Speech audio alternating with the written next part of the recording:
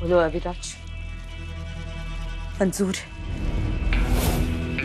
क्या तुम पुलिस को सब सच बताने के लिए तैयार हो?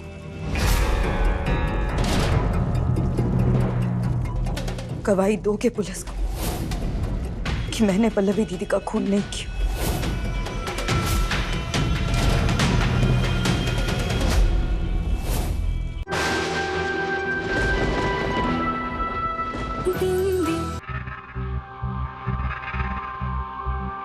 We are extremely sorry जज साहब, इतनी रात गए आपको परेशान किया। कोई बात नहीं दामिनी जी, मैंने ही इस बिंदी से कहा था कि इस न्यायाधीश का दरवाजा न्याय के लिए 24 घंटे खुला रहेगा। और जब ये बहादुर बच्ची कह रही है कि उसकी मां निर्दोष है, तो उसकी बात एक बार सुनना भी तो जरूरी है। Thank you so much. दरअसल यहाँ पर आते आते हमें कुछ गुंडों ने घेर लिया था, डराया धमकाया, इसलिए देर हो गई। इसका मतलब साफ है जज साहब, किसी ने मेरी बहन का अपहरण ही किया है और अब सच के सामने आने से घबरा रहा है। आपकी बात शायद सही भी हो सौरभ जी, पर मैं उसे तब मानूंगा जब उसका कोई ठोस सबूत होगा। जी बेटा बिंदी, तुम किसी गवाह को अपने साथ लाने वाली थी ना? ये गोलगप्पे वाले अंकल, इन्होंने देखा था जब वो बुरे लोग मेरी मैया को ले जा रहे थे। गुप्ता जी, बिना डरे जज साहब को सब बताइए। आपने क्या देखा था, कौन लोग थे, कितने लोग आए थे, सब बात बताइए जज साहब को। जी कोई बात नहीं, बैठिए, आप बैठिए, बैठ के बोलिए, बैठिए।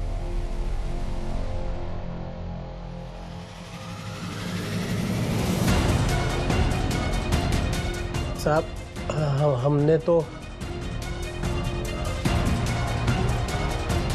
हम मामूली आदमी हैं। हमने तो हम तो मामूली से पानी आराम से, घबराओ पानी। गुप्ता जी घबराइए मत, हम सब हैं यहाँ पर, कोई नहीं आने वाला। जज साहब को वो बताइए जो सच है, जो आपने देखा था, बोलिए। जज साहब, हमने तो बस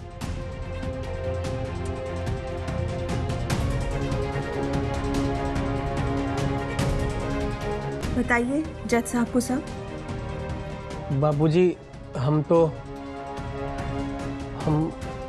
कहना चाहते हैं कि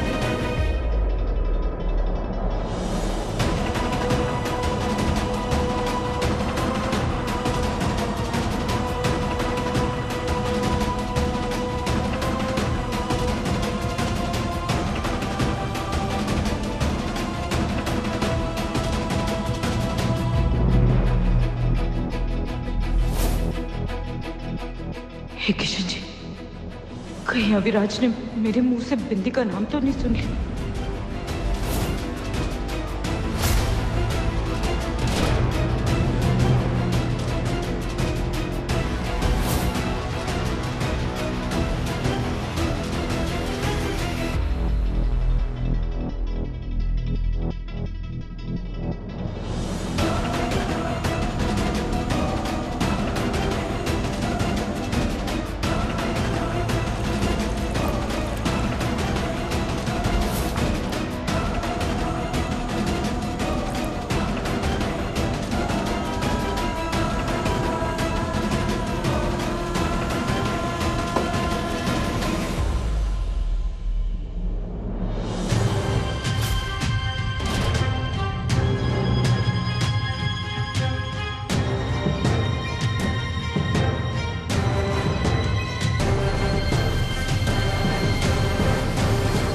बिंदी बिंदी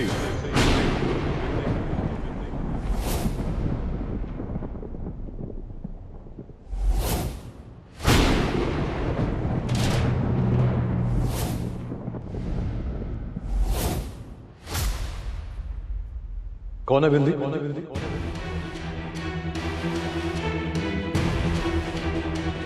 क्या? वो जेल में एक लड़की थी। कब तक झूठ बोलोगी काजल?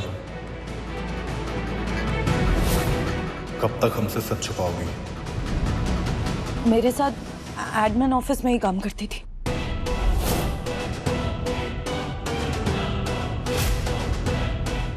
झूठ पे झूठ। तुम्हें लगा था हमें कभी पता नहीं चलेगा? हम जानते हैं कि बिंदी तुम्हारी और हमारी क्या लगती है। सब जानते हैं।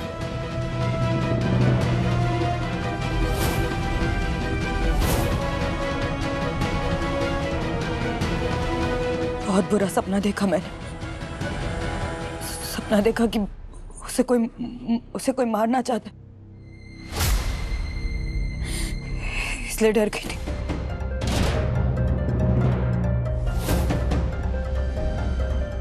अब तुम अकेली नहीं हो जिसे बिंदी की परवाह है। हम भी उसकी चिंता करते हैं। हमारी भी बेटी है वो। बोलो अविराज, ये शर्त मानने के लिए तैयार हूं। बताओ क्या चाहती हो तुम? तुम्हें पुलिस को सब सच बताना होगा। उन्हें बताना होगा कि मैं पल्लवी दीदी की कातिल नहीं हूं।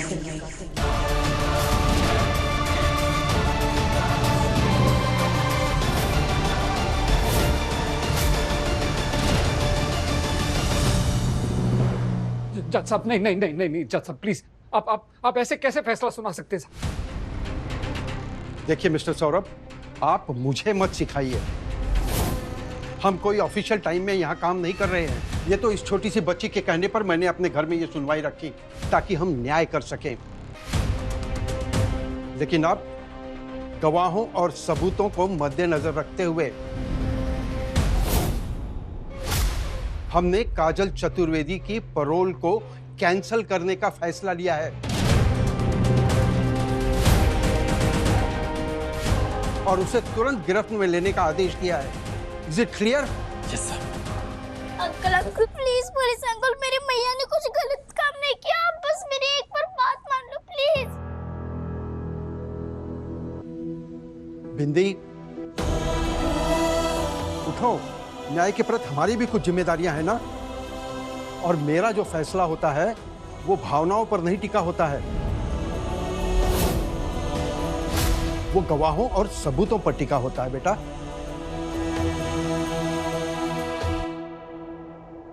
तो सबूत नहीं तो हम सच्चे नहीं। मैं जेल में पैदा हुई हूँ जज अंकल। कानून, सबूत, नियम तब से समझती हूँ।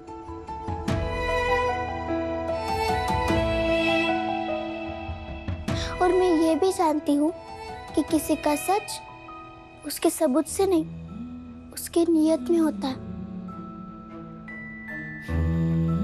इतने साल जेल में रहकर भी कोई गलत काम नहीं किया, ना झूठ बोला, ना किसी की शिकायत की। बस मुझे अच्छे से पाला।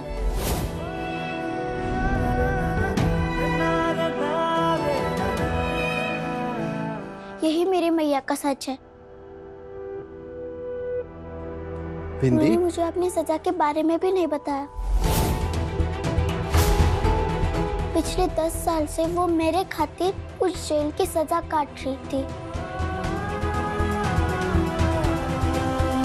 और वो एक ही दिन में अचानक गायब हो जाएंगी, और वो भी मुझे अपनी बिंदी को छोड़ के।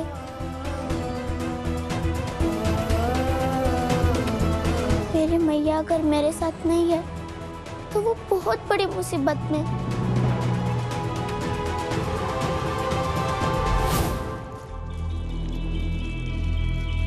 बोलो अविराज, मंजूर है? क्या तुम पुलिस को सब सच बताने के लिए तैयार हो?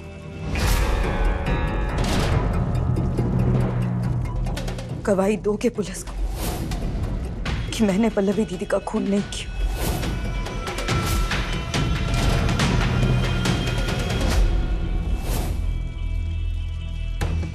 अगर हाँ, तो मैं भी तुम्हारे खिलाफ एफआईआर नहीं करूं।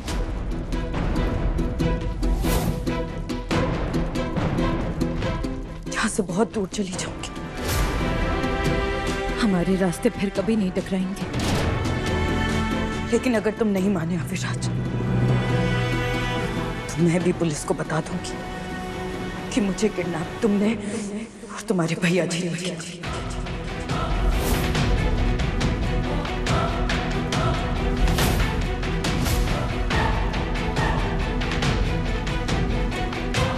फिर तुम भी जेल में सड़ना।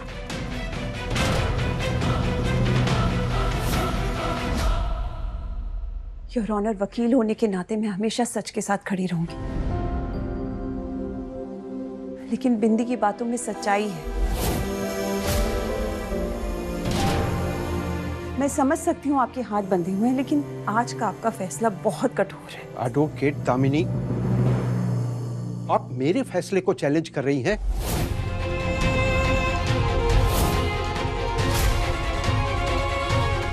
जज आप हैं या मैं? I am sorry your honour, but साहब मैं आपके हाथ जोड़ता हूँ।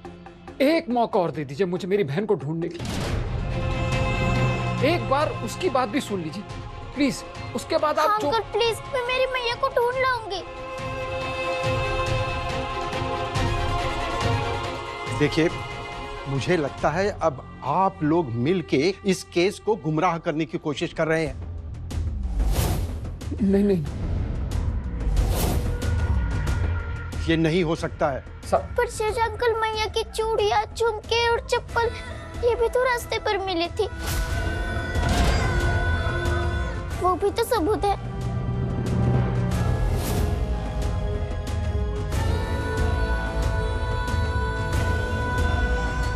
बेटा,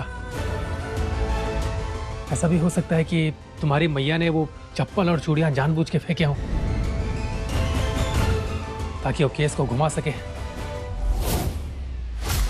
और किसी ने भी काजल को किडनैप होते हुए देखा नहीं है। इंस्पेक्टर साहब, अपना काम तो ठीक। बस करिए अब आप लोग। अब इस मुद्दे पर कोई बहस नहीं होगी। आप लोग जा सकते हैं। पर शेष अंकल। बिंदी, सौरभ जी चलिए। बिंदी,